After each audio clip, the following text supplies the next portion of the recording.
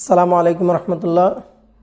সম্মানিত উপস্থিতি, আল্লাহ পাক রব্বুল আলামিন তার বান্দাকে ক্ষমা করার জন্য বিভিন্ন মাধ্যম অবলম্বন করেন, বিভিন্ন উসিলা অবলম্বন করেন, যে উসিলার মাধ্যমে আল্লাহ পাক রব্বুল আলামিন বান্দাকে সহজে ক্ষমা করতে পারেন এবং যেই মাধ্যমগুলোতে বান্দা সহজে নেকি অর্জন করে আল্লাহ তাআলার নৈকট্য লাভ করতে পারেন।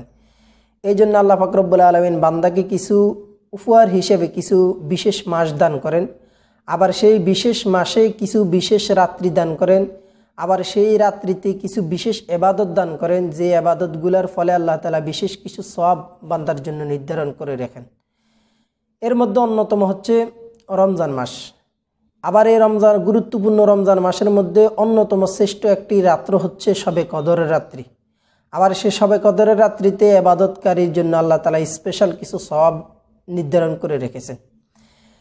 কারণ যুক্তির আলোকে বলে, একটা মানুষ যখন সারা দিন উপবাস থাকে, রোজা রাখে, কলিজায় পিপাসা এবং ক্লান্ত হওয়া সত্ত্বেও সে খাওয়া এবং পান করা থেকে, স্ত্রী সহবাস করা থেকে বিরত থাকে, ইফতারের পরে তার শরীরটা কিছুটা ক্লান্ত থাকে, শরীরের মধ্যে ঘুম ভাব থাকে। এখন অবচেতন মনে মানুষের শরীরে ক্লান্ত হয়ে একটু নিদ্রায় বা শোয়া বিশ্রাম নেওয়ার প্রতি মানুষ আকৃষ্ট থাকে। কিন্তু যুক্তি বলে আল্লাহ পাক রব্বুল আলামিন এখানে অন্যান্য মাসে যে 5 ওয়াক্ত নামাজ ফরজ ছিল, রমজানে রোজার সুবাদে এবাদতগুলো আরও কিছু কম হওয়া দরকার ছিল, কিন্তু আল্লাহ পাক রব্বুল আলামিন এই রমজান মাসে আরও কিছু স্পেশাল এবাদত দান করেছে। যেমন 20 রাকাত তারাবি পড়তে হবে, দিনের বেলায় রোজা রাখতে হবে। এগুলা বান্দার জন্য যদিও বাহ্যিক দৃষ্টিতে কষ্ট মনে হচ্ছে, আসলে আল্লাহ পাক রব্বুল আলামিন প্রত্যেকটি বিষয়ের জন্য আলাদা আলাদা মর্যাদা আল্লাহ তাআলা দান করে রেখেছেন। মানুষ জন্মসূত্রে লোভী, যেখানে মানুষ লাভের অংশটা বেশি দেখে সেখানে মানুষ আকৃষ্ট হয় বেশি, সে আবাদত মানুষ করতে চায় বেশি। আল্লাহ পাক রব্বুল আলামিন রমজানে মানুষ অন্য মাসে যে আবাদতগুলো বান্দার জন্য ছিল নির্ধারিত, রমজান মাসে সে আবাদতগুলো বহাল আছে, আবার বাড়তি অতিরিক্ত তার জন্য 20 রাকাতের তারাবির বিধান রয়েছে। এই এবাদতগুলোর বিনিময়ে কিন্তু আল্লাহ পাক রব্বুল আলামিন স্পেশালভাবে আবার কিছু নেকিও বান্দার জন্য নির্ধারণ করে রেখেছেন। যেমন কোনো ব্যক্তি যদি এই রমজান মাসে একটি ফরজ এবাদত আদায় করে, আল্লাহ পাক রব্বুল আলামিন অন্য মাসে 70টা ফরজ আদায় করলে যে পরিমাণ নেকি অর্জন হবে, এই রমজানে একটা ফরজের কারণে আল্লাহ তাআলা 70টা ফরজের সমতুল্য সওয়াব দান করে। আবার অন্যান্য মাসে একটা নফল আদায় করলে একটা নফলের সওয়াব সে পায়, কিন্তু রমজান মাসে যদি কোনো ব্যক্তি একটা নফল এবাদত করে, তাহলে আল্লাহ পাক রব্বুল আলামিন এই একটা নফল এবাদতকে একটা ফরজের এবাদতের সমতুল্য সওয়াব দান করেন। তো এই রমজান মাসের গুরুত্বপূর্ণ এবং তাৎপর্যপূর্ণ রাত্রি হচ্ছে শবে কদরের রাত্রি।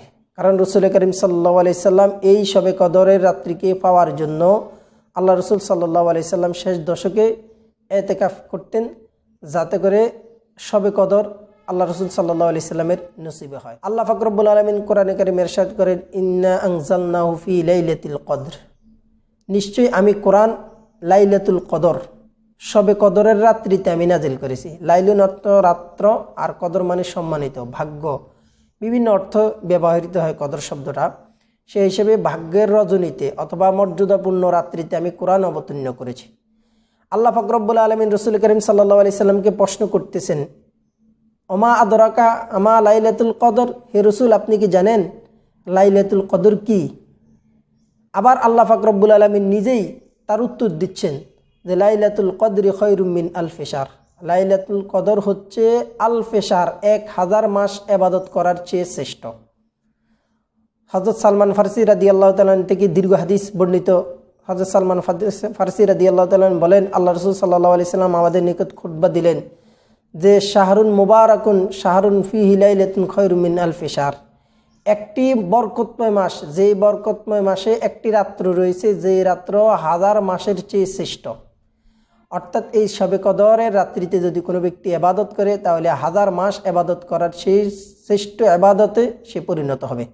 1000 মাস ইবাদত করলে যে সওয়াব হবে, এই মাস রাত্রিতে সে ইবাদত করলে সেই পরিমাণ সওয়াব তার আমল নামায় লিপিবদ্ধ। শবে কদর নিয়ে আমাদের সমাজের মধ্যে অনেক বিভ্রান্তি রয়েছে, অনেক অপসংস্কৃতি রয়েছে, ধর্মের নামে অনেক বিভ্রান্তি মানুষ পালন করতেছে। সেই হিসেবে শবে কদরের নির্ধারিত কোনো নামাজ নেই, শবে কদরের জন্য নির্ধারিত কোনো জশ্ন জুলুস নেই, কোনো মিলাদ মাহফিল নেই। শবে কদরে আমরা বেশি বেশি নফল ইবাদত করব। শবে কদরে যখন আসে আম্মা জান আয়েশা সিদ্দিকা রাদিয়াল্লাহু তাআলা আল্লাহ রাসূল সাল্লাল্লাহু আলাইহি সাল্লামকে প্রশ্ন করেন, ইয়া রাসূলুল্লাহ, যখন শবে কদর আসে, যদি আমি শবে কদর মাসে লাভ করি, তো শবে কদরের রাত্রিতে আমি কোন দোয়া পড়ব?